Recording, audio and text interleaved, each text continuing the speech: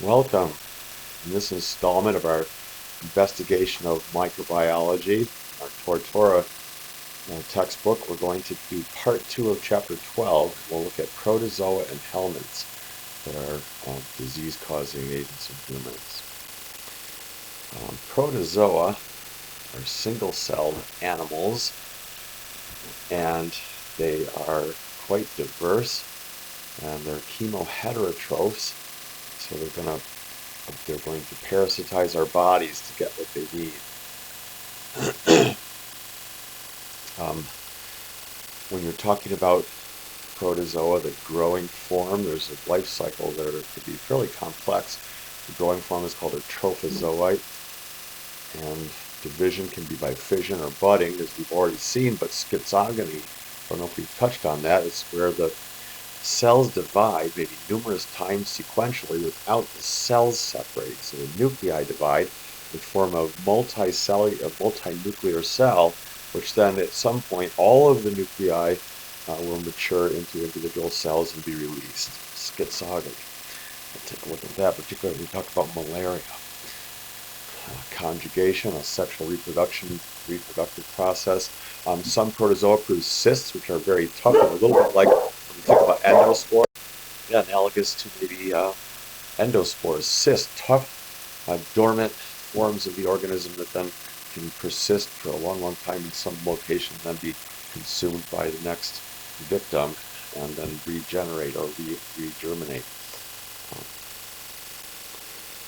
So here's a list. Don't worry about this list. We're going to take a look at some of the different organisms that you see on this list, different phyla of protozoa.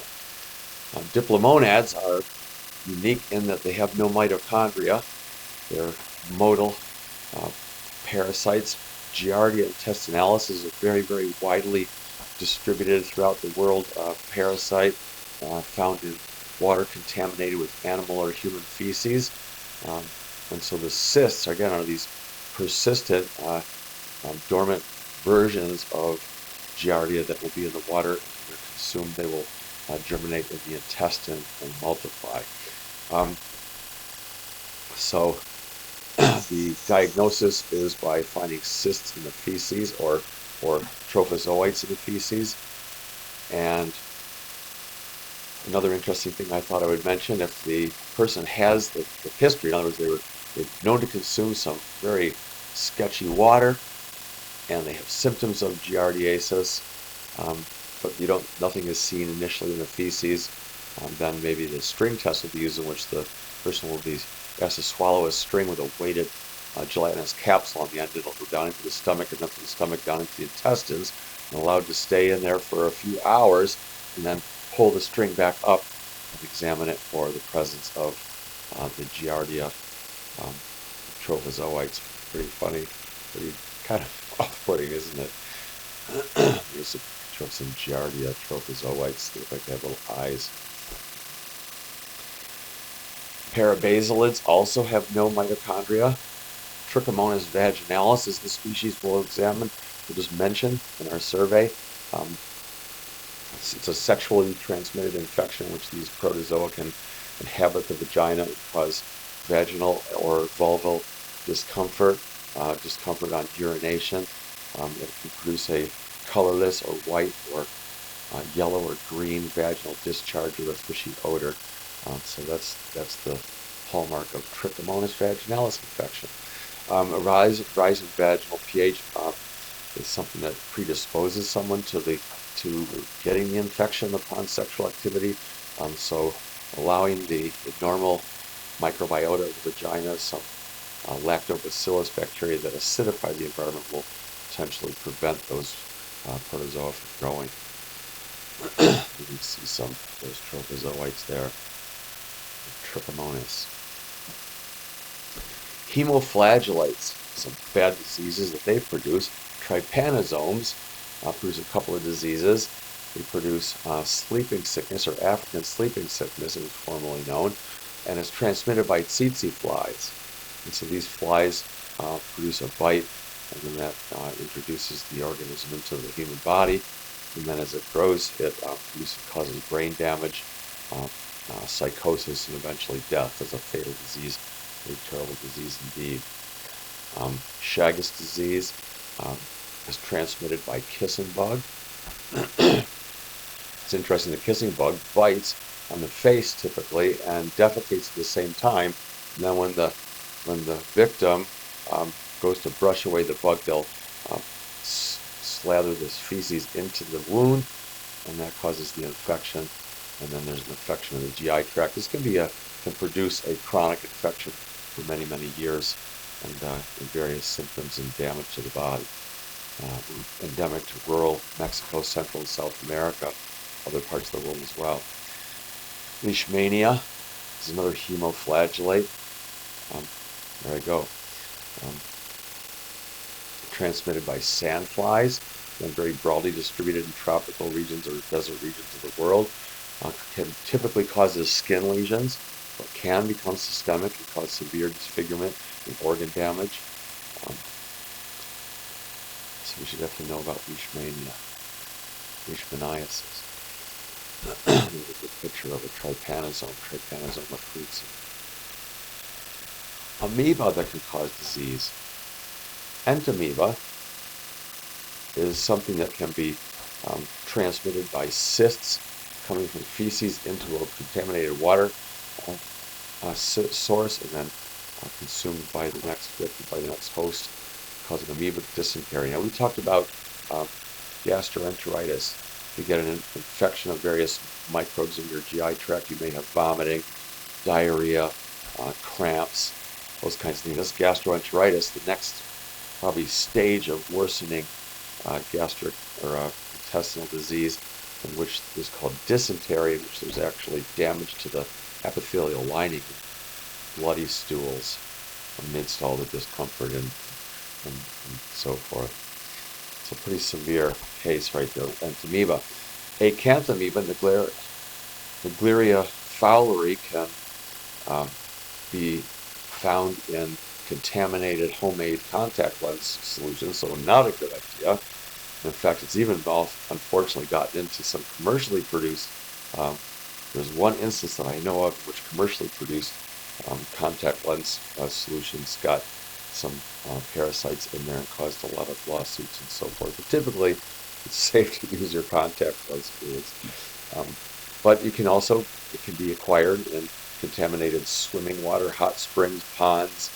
So if you're traveling in a hot climate on your vacation, don't just jump in the water and just take your chances. Maybe you should know a little bit first. Most of the time when people are exposed to acanthamoeba, they don't have any symptoms at all, but you can get eye infections. Immunocompromised people can get a fatal encephalitis, but very rarely, but occasionally a healthy person could get a fatal encephalitis from Naegleria, in which the amoeba get into the nasal cavity, up into the nasal epithelium, and they cross right through the ethmoid bone, through the cribriform plate, up into the brain, and these amoeba just go along gobbling up nervous tissue up there and eventually kill. That's kind of scary, right? Here's a little picture of an amoeba that moves by its pseudopods, these flowing, outgrowing arms that can reach around and capture its prey and then internalize it as a vesicle and consume it by lysosome fusion and so forth. Apicomplexa, large group of protozoa. They're non-motile. They're intracellular parasites, and they have interesting life cycles that we'll take a look at just briefly. I think you'll find pretty curious, and some of them will be very famous. You'll have heard of them. Plasmodium that cause malaria. There's 3 or 4 Plasmodium species that cause malaria throughout the world, and they have sexual reproduction in mosquitoes. That's the definitive host, and the mosquitoes produce sporozoites that are transmitted by their saliva into the human during a bite or a blood meal, and then those sporozoites travel to the liver and they multiply by schizogony. So again, in the liver cells, the hepatocytes, they multiply numerous times without cell division, and eventually a whole bunch of merozytes, live separate cells, will form and be released into the blood, and those merozoites will enter red blood cells and then mature into trophozoites, the eating form, which will gobble up the contents of the red blood cells. And there's a characteristic look to the red blood cells when they have lots of trophozoites, and in the so-called ring stage, you can see in the microscope, Anyway, they multiply and eventually they will produce some more merozoites, which will burst out of the red blood cell and infect other red blood cells. And so there's this cyclic, severely discomforting period when all the merozoites are released from a batch of red blood cells. They go into red blood cells and then things quiet down a little bit while they're eating, and maturing, and so forth. So it's a horrible, horrible disease in which this cyclic drama unfolds each time the merozoites burst out. Gametocytes will also be produced in some numbers that will be circulating. Those are the sexually mature form that can be picked up by mosquitoes and then can multiply within the mosquitoes, or can undergo sexual reproduction in mosquitoes. I heard a famous quote. You may have heard this before, and someone was quoted describing their malaria episode as early on in the disease they were afraid they were going to die. Later in the disease, they said they were afraid they were not going to die and have to endure more of these cycles. It's kind of an almost whimsical but horrible description of this awful, awful disease. Terrible disease that's very common throughout the world. So this is a schematic diagram with everything happening. The sporozoites going into the body, into the liver, and we have schizogony happening. You can see down here. In this liver cell, there's going to be a bunch of merozoites formed, which are going to be released into the blood. Merozoites are going to go into the red blood cells and heat up the contents of the red blood cell, and then there's a whole bunch of more merozoites, which will then infect more red blood cells and mature more red blood cells and so forth. Those are the awful cycles, and then eventually some gametocytes will be produced also, which can be picked up by a mosquito, which bites an infected host and then transmits that to the next host. There's a picture of a ring-staged red blood cell with these trophozoites in it. Broad distribution throughout the world. It's a terrible, terrible disease. Really needs something to be done about this problem. A lot of progress has been made by controlling the mosquitoes for the most part. That's probably the most effective way to control this disease so far. There's no vaccine for it. So try to control the growth of mosquitoes using toxic chemicals on bodies of water where there's mosquito larvae would normally be multiplying and so forth. But it seems that more can be done to help suppress this awful parasite.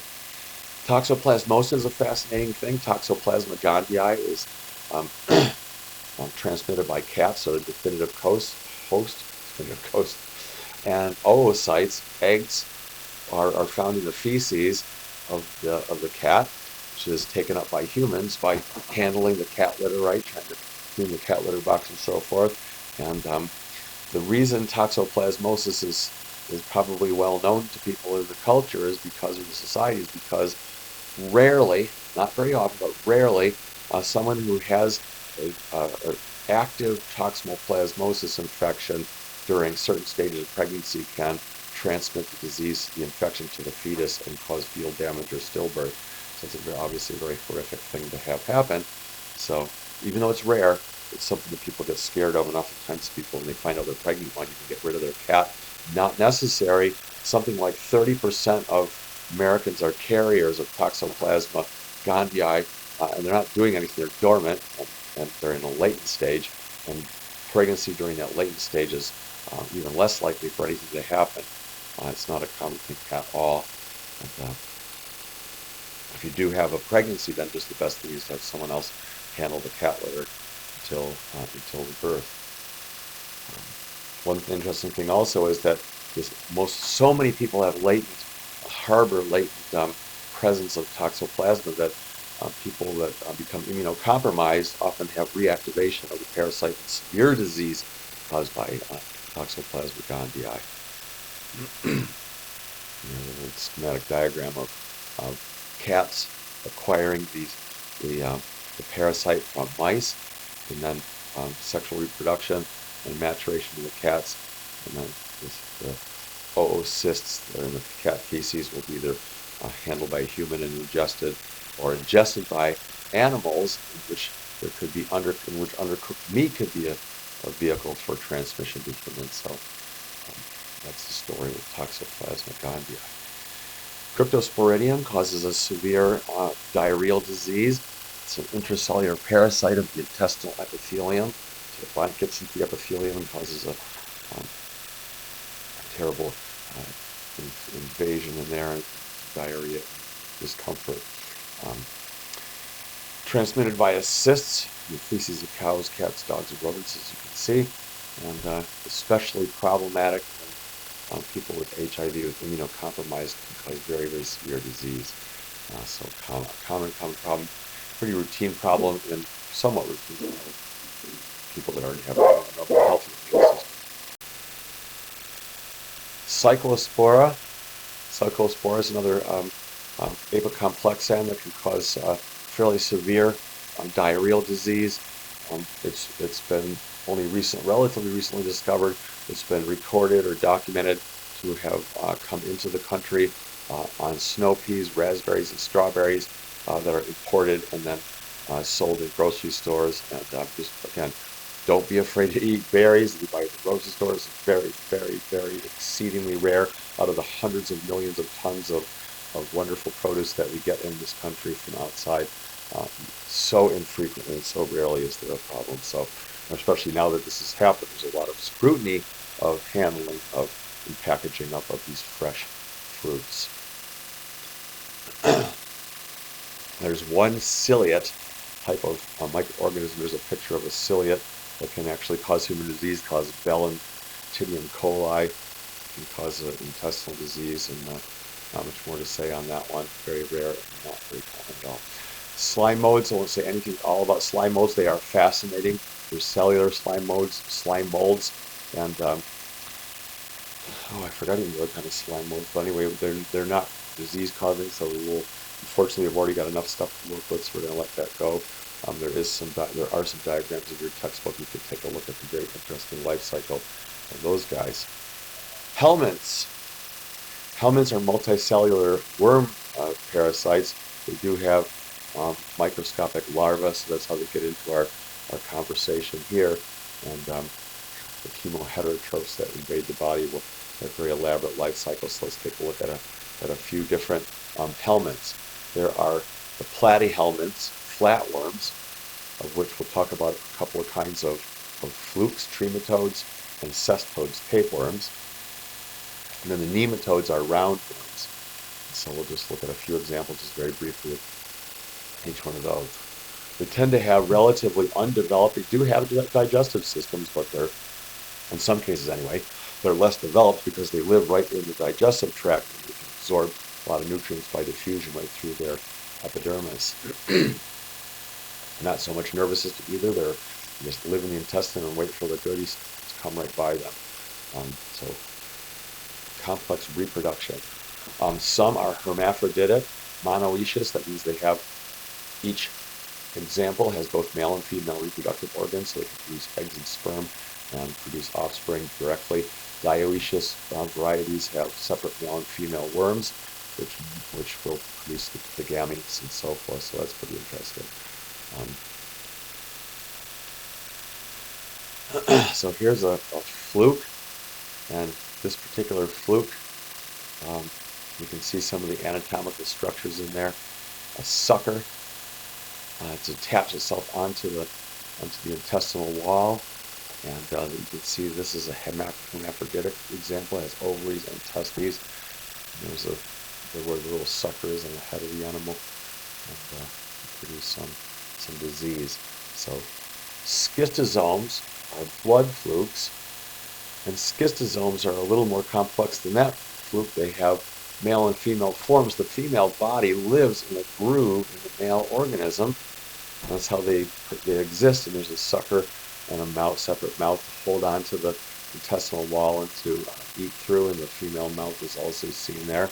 And they produce eggs that are excreted in the feces and or urine, and those go into the water, areas where the water is not controlled or where people are in the water a lot, where every time you get in the water, some fecal material goes into the water. So anyway, these eggs will hatch and form miracidium.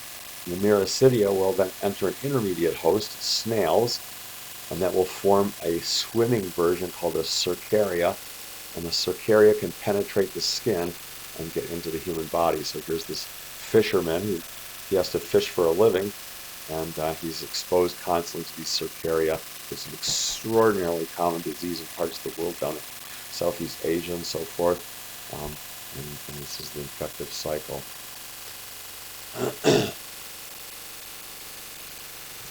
Paragonymous species, the lung fluke.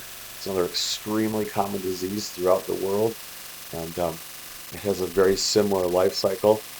Eggs are shed, the feces get into the water, form a miracidium, which infects the intermediate host, which produces another intermediate form, this redia, or rudia, which then infects crayfish, and the crayfish then produce metacircuria that can get into humans. So when a human eats a crayfish that's infected with this organism, then they will start the life cycle again. Sexual reproduction happens in the humans, that's the definitive host, and so on and so forth.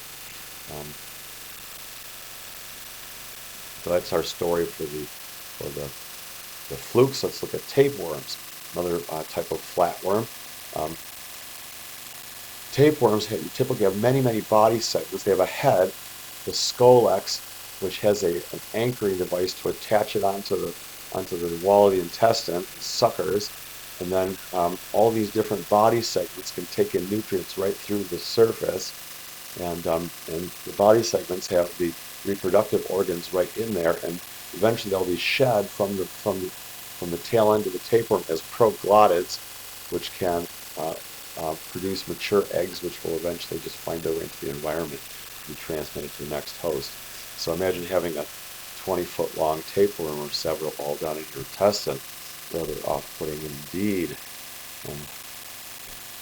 A couple of types of tapeworms, beef tapeworms and Echinococcus, Tinea saginata, the beef tapeworm, and we'll look at the life cycle of that briefly. I guess we will not look at the life cycle of that. You'll have to look back into the animal kingdom around here. So, human will ingest the tapeworm eggs, and they're an intermediate host, a dead end for the life cycle of this organism, but they still can infect the human and cause damage to the body. Asexual reproduction, the intermediate host ingests eggs. Here in this case, it will be able to have eggs hatch. Larvae migrate to the liver or lungs, and then eventually form what are called hydatid cysts, which cause a lot of organ damage. And then the cysts in the meat will be eaten by the definitive host, dogs or coyotes or wolves, and then the mature organism will reproduce by sexual reproduction, and eggs will be given off in the feces. So that's the Echinococcus species. They cause hydatid disease. When the cysts form in the human body, they cause major organ damage. It's a very terrible disease indeed. There's also the beef tapeworm. You might want to read up on it if you're interested. And also there's a fish tapeworm. Why you should cook meat. No more of this barely warmed pink scent of raw meat. Unless you're very brave indeed. Most meat that we get in this country is free of any parasites, but still, just cook it. That's how I feel about it. I don't want to take a chance on any of these organisms. They're too frightening. Nematodes, roundworms. We'll talk about a couple kinds of roundworms. Pinworms, Enterobius. I ignore this one down here for the moment. Enterobius is called pinworm. It grows to adulthood in the human colon, and then the adult worm will crawl out through the anus and deposit the eggs on the perianal skin. And those eggs, there's a real irritating material that's placed there with the eggs on the skin and causes itching. It's common in children. It's transmitted a lot in children. You'll notice a scratching of the perianal region of the child, and you have a pretty good chance that there's a pinworm infection, and they can be easily treated with that. And you can see the worms on the surface of the skin. And there's a picture of a pinworm, Enterobius pinworm there, and there's a picture of the life cycle happening, which the eggs are on the perianal skin, and then the scratching gets the eggs up into the fingers, and the eggs can be transmitted either to the same host or another host, and they consume the eggs, and then they acquire the worms themselves. Ascaris worms, common in many parts of the world. Very major problem in many parts of the world. 1 billion hosts is estimated worldwide. You could have a great big bowl full of worms in your intestines if the infestation continues for a period of time. The eggs are excreted in the feces and can live for a long time in the soil, and they wind up being eaten as they contaminate food or hands as you do various tasks outside. The larvae migrate to the lungs and right through the tissues. They get into the lungs, and then they're coughed up from the lungs and swallowed down. Now, how about that for a dainty idea? And then they mature in the intestines, and worms can be detected in the feces. All right. There was a Roberts grad who was a surgeon by the name of Russ White, and he used to come every couple of years to Roberts and give a talk. I'll have to look into seeing whether anyone's invited him in a while, but he spends most of his time, his career in Kenya, and he used to show some pictures from his work in the hospital, Tenwek Hospital in Nairobi, Kenya, and he would show numerous pictures of worms that were removed surgically from people. And he had one case when this enormous bowl, looked like a huge bowl of large spaghetti, was taken out of someone's digestive tract, and they had other types of worms, long worms that they would pull out. They would measure the distance from the body to where to the greatest extent length of the worm, and make a paint spot on the floor and mark it. So they had a little bit of fun while they were helping a lot of people in their problems with parasites. Wonderful Christian guy that just changed a lot of people's lives. Built a brand new hospital, actually. He just did so much great things. Started a medical school there. Got interested more recently in esophageal cancer, which is very, very much more prevalent and endemic in regions of Africa, where he was working in throughout that part of the continent. All right, trichinellosis is acquired from eating undercooked pork or game meat, but not too many of us eat bear. But if you eat pork, make sure it's well cooked. But of course, again, we have great, wonderful meat inspection systems. We don't really have parasite-infested beef or pork finding its way into the grocery store very often. But anyway, the parasites mature in the intestine and insist in many, many different tissues, including the brain. It's a very terrible thing indeed. So here we have the life cycle of Trichinella spiralis, and humans consume the meat that has cysts in muscle tissue and can be infected that way. Here's pigs eating some infected various garbage from humans that are infected, and they acquire the disease that way with trichinalis, which insists in their tissues, and then that gets into the meat, and then the meat is consumed undercooked, and you acquire the cysts in the meat. Organisms grow in the intestine. Hookworm. I think this is our last nematode. Decatur americanus, another species here. Adults that grow in the small intestines, and the eggs are excreted, and they hatch in the soil, and they remain in the soil and survive. They can penetrate the plantar skin. So walking around barefoot in parts of the world where hookworms are endemic, including the United States and the South. I don't know how common that is anymore. But you don't really want to go barefoot because of these parasites that can then get into your body. They travel in the blood to the lungs, coughed up and swallowed, and then mature in the intestines. And eggs can be found in the feces, so not a very pleasant thing indeed. There's a picture, a micrograph of a hookworm latched onto the tissues, the intestinal wall. All right, last section of this chapter just quickly mentions that a lot of parasites are transmitted by arthropods, bugs. Arthropods include insects and arachnids. And so we have two different types, lice, fleas, and mosquitoes versus mice and ticks. And there's a lot of parasites we've already been talking about that are transmitted by arthropods. And just want to distinguish between mechanical transmission. If a fly lands on a on some feces or something, some material that contains eggs from a parasite and lands on your food or lands in your body, you can be infected that way. It's called mechanical transmission.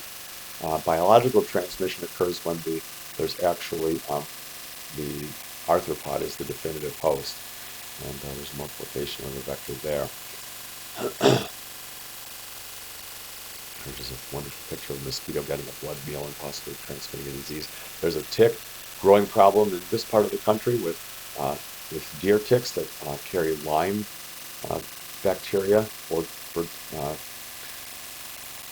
spacing out Borrelia burgdorferi, and those guys that cause the Lyme disease. So those little deer ticks, every time you go out in the woods from now on, if you live in this part of the country, you should just check over your body for ticks because they'll bite. Luckily it takes a couple of days for them to infect you after they bite. But just check your body so you can get them off within that window of time, and you don't have to worry. Otherwise, you're going to need antibiotics. So a bunch of different organisms that can be vectors for parasites. All right, that's our story for Chapter 12. Thanks for joining me, and come back for Chapter 13.